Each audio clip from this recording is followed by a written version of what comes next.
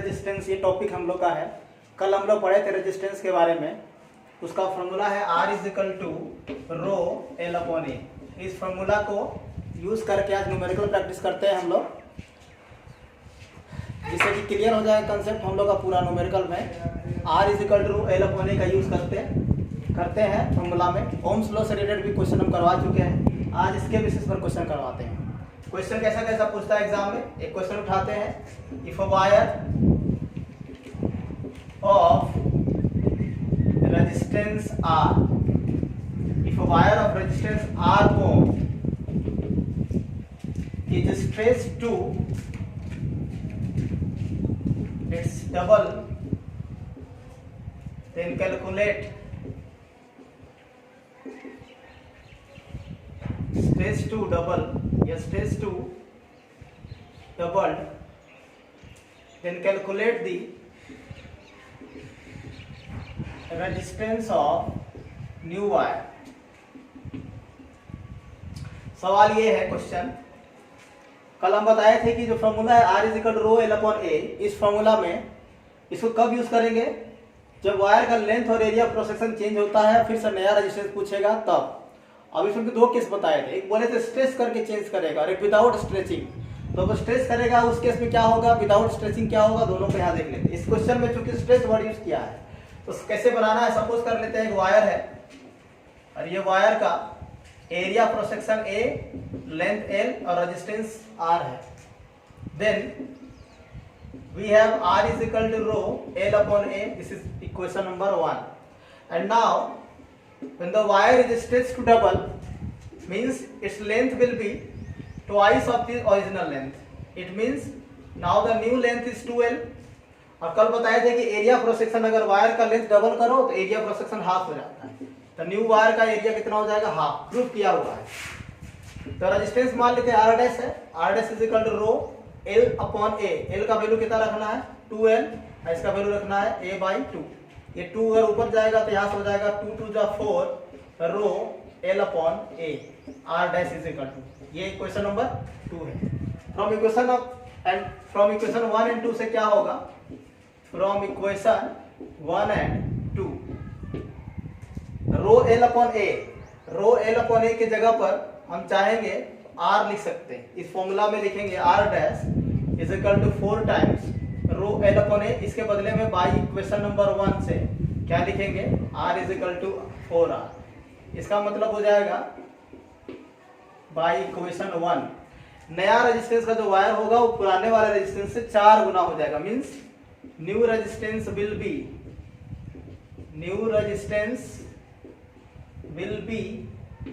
4 times the old one. इसका ये answer होगा। अब क्वेश्चन में अगर R का वैल्यू दिया हुआ होगा यहाँ रख देंगे, नया रेजिस्टेंस का वैल्यू आ जाएगा। अगर ये बताता है कोई वायर इसका रेजिस्टेंस 4 ओम है तो न्यू रेजिस्टेंस का वायर क्या होगा, अगर उसको स्ट्रेच करके डबल करेंगे, यहाँ 4 रखेंगे, आंसर हो जाएगा 16 ओम। लेकिन R का वैल्यू दिया नहीं, इसलिए हम लोग R लेके बना दिया। इस क्वेश्चन में क्या किया हम लोग, स्ट्रेचिंग किए हैं।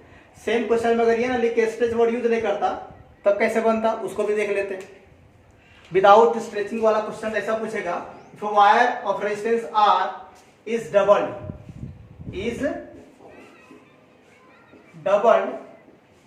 By adding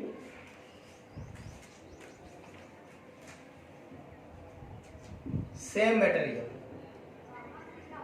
by adding the conductor of a wire of same material, then calculate the wire। अब इस सवाल में स्ट्रेच नहीं किया होगा। स्ट्रेच नहीं करने का मतलब हम बताए थे कि स्ट्रेच करने पर और कंप्रेस करने पर एरिया क्रॉस सेक्शन बदलता घटता है, जुड़ता है, डबल होगा, ट्रिपल होगा। यहाँ पर ऐड करने का मतलब फिर से मान लेते हैं एक वायर है मेरे पास, ये वो वायर है जिसका कि लेंथ L और क्रॉस सेक्शन A है। तो इस वायर का रेजिस्टेंस अगर R होगा तो हम लोग को पता है कि R इज इक्वल टू होता है रो L upon A। This is equation number 1 for this wire. अब की बार क्या किया है, इसको डबल कर दिया गया, लेकिन सेम मटेरियल का एक वायर को ला के ऐड कर दिया है। अगर सेम मटेरियल का वायर को ऐड करेंगे तो क्या होगा, लेंथ तो डबल हो जाएगा बट एरिया क्रॉस सेक्शन में कोई फर्क नहीं होगा। एरिया क्रॉस सेक्शन जो पहले था वही होगा। तो new resistance is equal to R twice of L divided by A. Area cross section पर कोई चेंजेस नहीं आएगा, तो 2 times rho L upon A. यह है equation number 2। From equation 1 and 2 से, फ्रॉम इक्वेशन 1 एंड 2 दोनों इक्वेशन से क्या होगा, R dash is equal to rho L upon A. यहाँ पे रो एल अपॉन ए है, रो एल अपॉन ए की जगह पर आर लिख सकते हैं, यहाँ रिप्लेस कर देंगे तो ये हो जाएगा ट्वाइस ऑफ आर। इसका मतलब ऐसा करने से नया रेजिस्टेंस होगा, नया वायर का जो रेजिस्टेंस होगा वो जस्ट डबल होगा, 4 टाइम्स नहीं होगा। तो क्या लिखेंगे, new resistance will be twice of the old one. पिछले वाला में 4 टाइम्स हो गया, तो यहाँ जस्ट डबल होता है। अगर स्ट्रेचिंग नहीं करेगा तो यही चेंज होगा, अगर स्ट्रेच करेगा तो एरिया क्रॉस सेक्शन भी चेंज होगा, ये हमको बताना था। एक कंप्रेशन वाला कर लेते हैं। अगर एक वायर को कंप्रेस करके उसका लेंथ को हाफ कर दें, उस केस में रेजिस्टेंस क्या होगा, उस केस को भी देख लेते हैं। ये केस 2 होगा। पहले 2 केस हुआ स्ट्रेच वाला, एक होगा कंप्रेस वाला। तो केस 2 कंप्रेशन वाला होगा।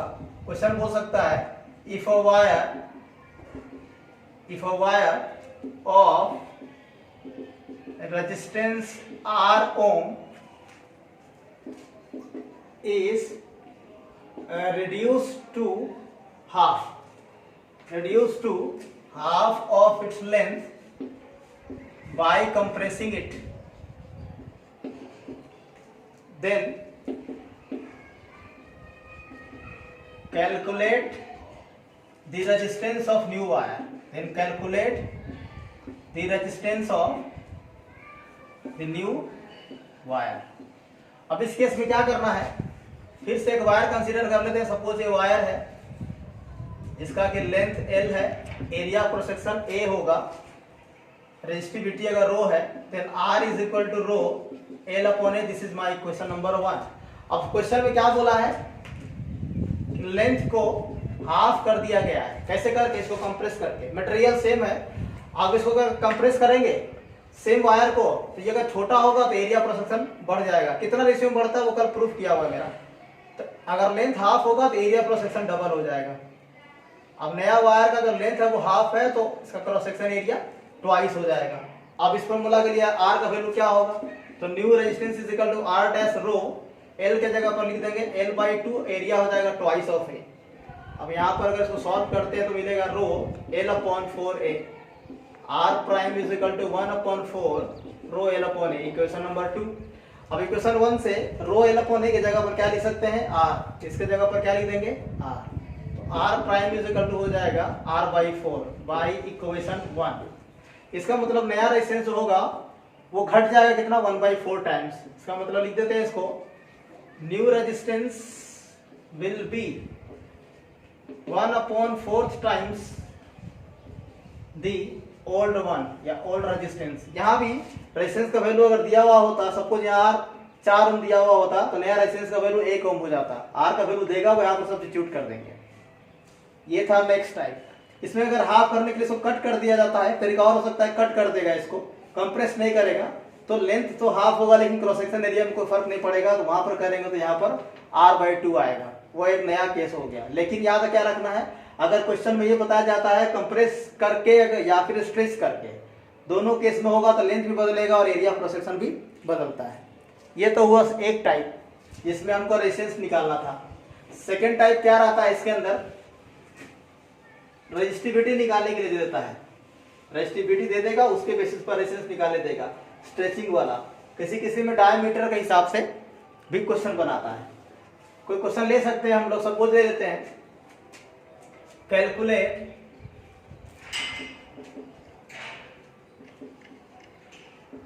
The length of a wire of resistance 4 ohm having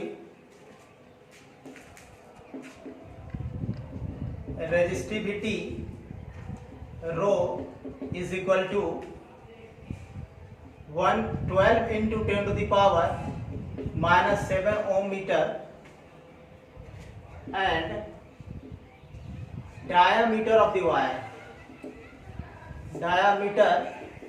of the wire is 4 mm। ऐसा सवाल एक क्वेश्चन पूछता है RS अग्रवाल में, हर साल एग्जाम में आता है, ऐसा सवाल पूछ सकता है। क्या क्या दिया हुआ, इसको सॉल्व करने का तरीका क्या होगा, अप्रोच पहले से गिवन लिख लेते हैं। एक वायर है जिसका हमको लेंथ निकालना है, तो लेंथ हमको कैलकुलेट करना होगा। रेजिस्टेंस दिया हुआ है 4 ओम, रेजिस्टिविटी का वैल्यू दिया हुआ है 12 × 10⁻⁻7 रो मीटर, डायमीटर दिया हुआ है कितना 4 mm। अब इस क्वेश्चन में क्या करना है, पहले डेटा को चेक करते हैं SI यूनिट में है कि नहीं। रेजिस्टेंस का SI यूनिट ओम होता है, डेटा उसी में दिया हुआ है। रेजिस्टिविटी का SI यूनिट ओम मीटर होता है, डेटा उसी में दिया हुआ है। डायमीटर 4 mm दिया हुआ है, डायमीटर को हम लोग मीटर में ले लेते हैं। तो पता है हमको 1 mm = 10⁻³ मीटर होगा, तो 4 mm = कितना होगा, तो इसको पुट कर देंगे तो ये आ जाएगा। अब क्वेश्चन में हमको रेडियस चाहिए होगा, तो रेडियस = होता है डायमीटर बाई 2। तो अगर यहाँ पुट करते हैं 4 × 10⁻³ ये वैल्यू हो जाएगा 2 × 10⁻³ मीटर। सारे डेटा को उसके SI यूनिट में हम लोग ब्रेक कर दिए हैं। अब सीधे फॉर्मूला यूज करते हैं, अगर वी हैव R = ρ L/A। यहाँ से अगर हमको रो निकालना होगा तो रो = हो जाएगा R × A/, हमको L निकालना है, L = हो जाएगा R × A/ρ। वैल्यू जो भी है पुट करके देखते हैं। R का वैल्यू कितना दिया हुआ है, R का वैल्यू दिया हुआ है 4 ओम। एरिया, अब यहाँ पर एरिया निकालना पड़ता, थोड़ा देख लेते हैं। जो मेरा वायर होता है वो सिलेंड्रिकल शेप का होगा, बताया था। एरिया मतलब cross section area, cross section area ये वाला पोर्शन होता है जो सर्कुलर शेप में होता है। कैसा शेप में होगा, इसी का एरिया का फॉर्मूला वहां लगाना है। अब सर्कुलर शेप का जो एरिया होता है इसका फॉर्मूला होता है πr²। इसको पुट करते हैं एरिया के जगह पर, पाई का वैल्यू हो जाएगा 22/7। रेडियस दिया हुआ है 2 × 10⁻³ whole square divided by rho, resistivity है 12 × 10⁻⁷। जो कटेगा उसको काटना है। सॉल्व करते हैं इसको। पहले थोड़ा ब्रैकेट ओपन कर ले। इसको ब्रैकेट ओपन करने का तरीका क्या होता है, फर्स्ट लेटर का स्क्वायर कर देना है, 2 × 2 = 4। आई पावर को जस्ट मल्टीप्लाई कर देंगे तो 10⁻⁻6 हो जाएगा। नीचे है डिवाइडेड बाय 12 × 10⁻⁷। अब इस क्वेश्चन में सॉल्व करने के लिए क्या करना है, तो यहां लिख देते हैं। सॉल्व करने के साथ तरीका क्या होता है, अप्रोच देख लेते हैं। सबसे पहले 4 × 3 = 12, 10 टू द पावर को ऊपर ले जाना है। यहाँ क्या बच गया, 22 चौक 88, 22 4 48, 88 डिवाइडेड बाई 7 इंटू 3। पावर को अगर ऊपर ले जाएंगे तो पावर का साइन बदल जाएगा, माइनस से हो जाएगा प्लस। यहाँ हो जाएगा 88/21 10 to the power 1, that is 880/21 metre. इसको सॉल्व करते हैं, डिवाइड करके कितना हो जाएगा, 880 है, इसको डिवाइड करते हैं 21 से।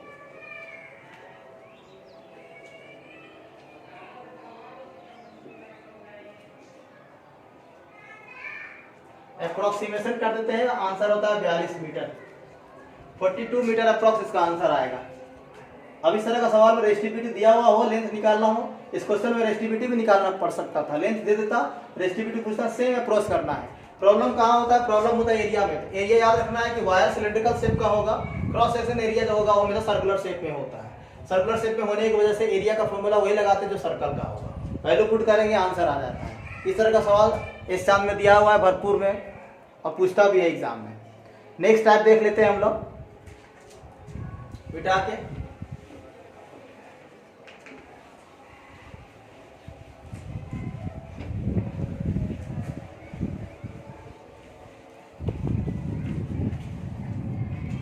अच्छा सवाल भी आता है इसके अंदर में, उसको भी देख लेते हैं।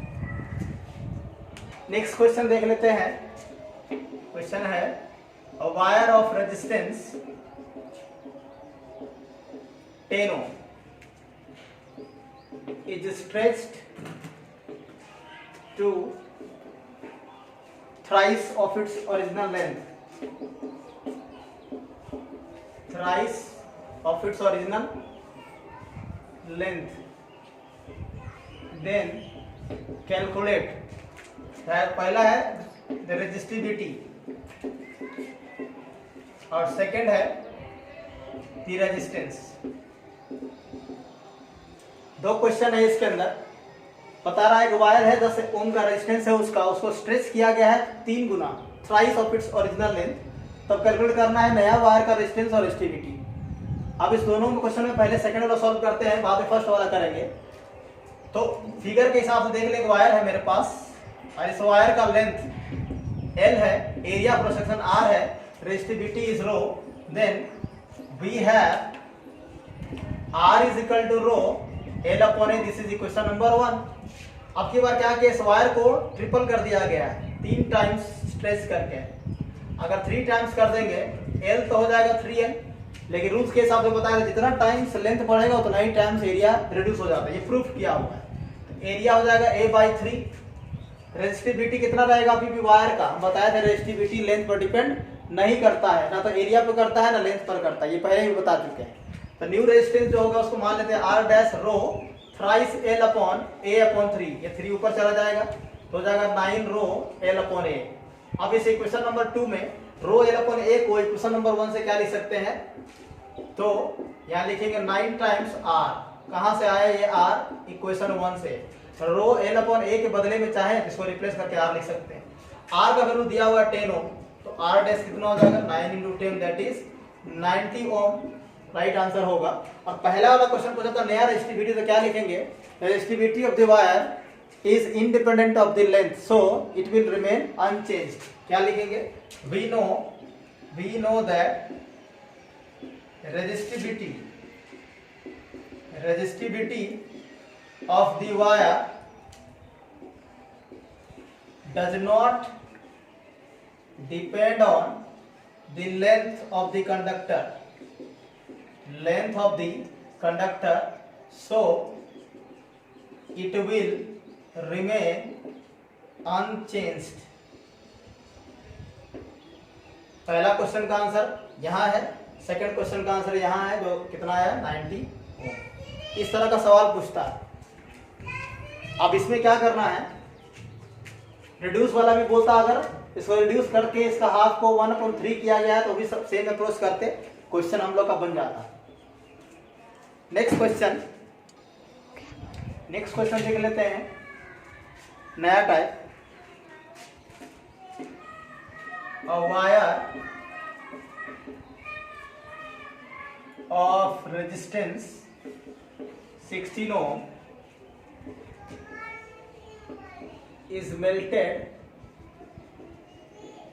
and drawn into a wire of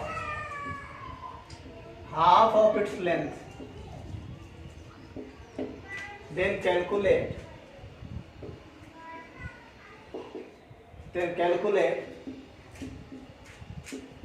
the resistance of new wire and percentage change। यहाँ पर एक नया टाइप का कंसेप्ट है, परसेंटेज चेंज इन रेजिस्टेंस। नया टर्म जस्ट परसेंटेज है, बाकी तो कुछ करना नहीं है।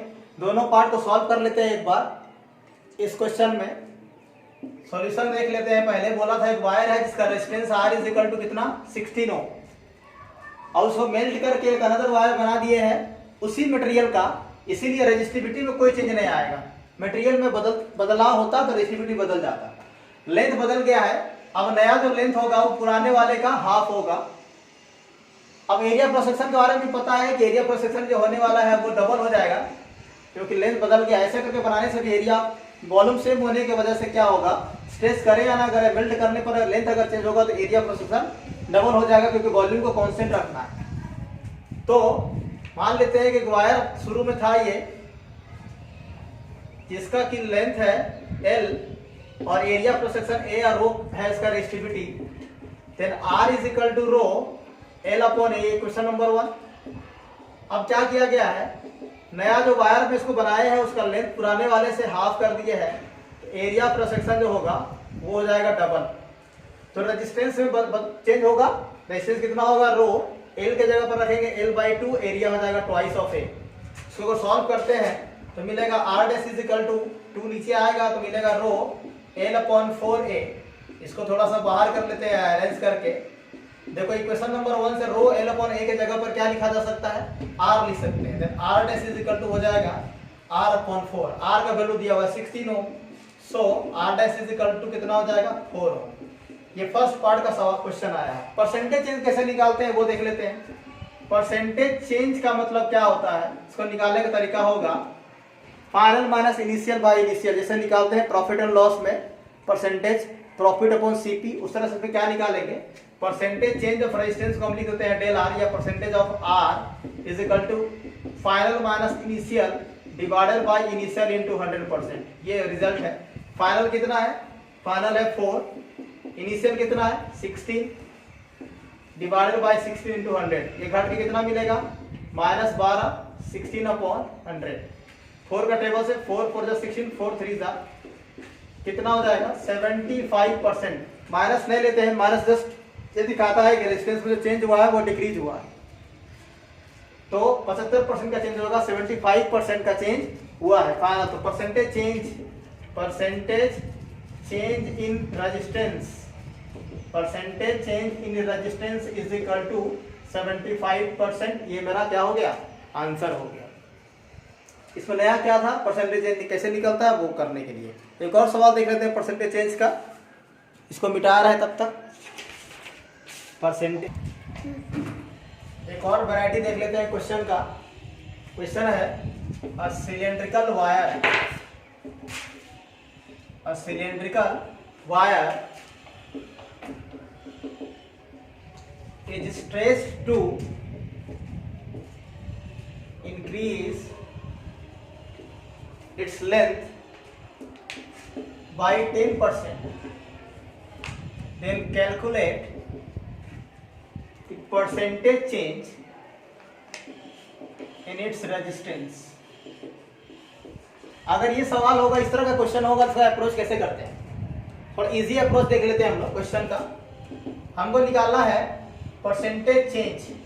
परसेंटेज चेंज का मतलब final resistance minus initial resistance by initial resistance into 100%। ये तरीका है परसेंटेज चेंज निकालने का। अगर इसको सिंप्लीफाई कर दें, इससे दोनों को डिवाइड कर दें, R dash by R minus 1 into 100% हो गया। हमको बस आर डैश और आर का रेशियो निकालना है, लेंथ और एरिया के रेस्पेक्ट में। इसको बना लेते हैं क्वेश्चन नंबर 1। अब क्या देख लेते हैं, मान सकते हैं कि एक लेंथ है, एक कंडक्टर है सिलेंड्रिकल जिसका एरिया ए है और लेंथ एल है, रेजिस्टिविटी रो है।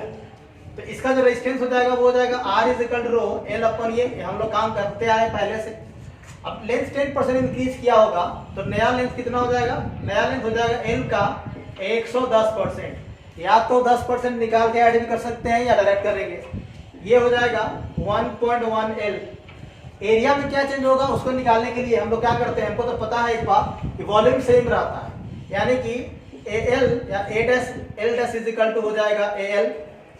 अब यहाँ रेशियो का निकालना चाहते हैं A डैश बाई A का, ये हो जाएगा L बाई L डैश। ये हमको याद रहेगा यहाँ से। Then A dash is equal to या A dash by A is equal to L upon L dash. Reciprocal भी ले सकते हैं इसका, रेसिप्रोकल लेंगे तो वैल्यू पुट कर सकते हैं यहाँ पर। देखो A dash by A is equal to L upon L dash. L dash का वैल्यू पुट कर देंगे 1.1 L, ये कट जाएगा तो यहाँ से हमको वैल्यू मिल जाएगा। अब क्या करेंगे, नया रेजिस्टेंस जो होगा वो हो जाएगा R dash L dash upon A dash. R dash will be rho, क्योंकि रो तो बदलता नहीं है। एल डैश के जगह पर हम वो वैल्यू पुट कर चुके हैं, या अगर रेशियो के टर्म में लेते हैं, एक काम करते हैं, इसको रहने देते हैं यहाँ पर इक्वेशन नंबर 3 और 1 2 और 3 का रेशियो ले लेते हैं। टेकिंग रेशियो ऑफ इक्वेशन 3/2, यहाँ हो जाएगा आर डैश बाई आर, ये हो जाएगा rho L dash by A dash divided by L upon A.